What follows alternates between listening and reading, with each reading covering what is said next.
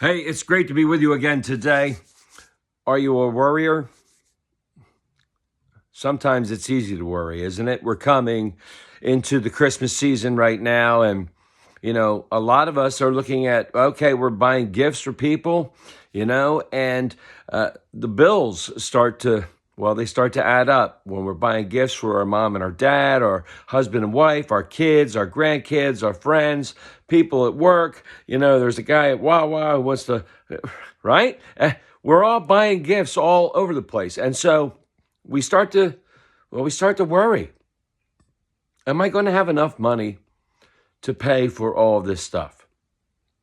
And then compound that with sometimes things go wrong. Sometimes we lose a job. Sometimes somebody gets sick. Maybe there's an operation. Maybe there's a diagnosis of cancer. Maybe we are in the middle of trying to figure out something about our house. Our house is falling apart. Our car broke down.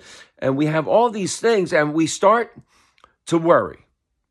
And we focus on those things, and that's all we can think about. What am I going to do? I don't have a job. What am I going to do? I have so many bills. What am I going to do? My car broke down. What am I going to do about my dad? He's sick. What am I going to do about? And it just plays over and over and over in our head. And we can't take our focus off of it, and we start to worry, and we start to fret, and we get tense, and we get stressed, and right? And Jesus says this: don't worry. Why are you worrying? Doesn't God take care of the sparrows of the air? He feeds them, right? Why do we care about our food when our bodies are worth more than the food that we eat? Why do we worry about the clothes that we're going to wear? Why do we worry about what other people think about us, right? Why do we worry about the clothing? Like, look at the lilies of the field. God makes them as beautiful as they can be, right?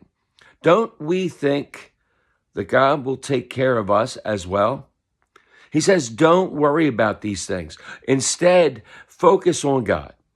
Focus on the good in God, that God loves us, that God cares for us. And as we do these things and we start to focus on God instead of the things that are going wrong, he doesn't say don't deal with what's going on. He doesn't say don't take responsibility, don't get involved, do the things that we need to do to try to correct those things, but don't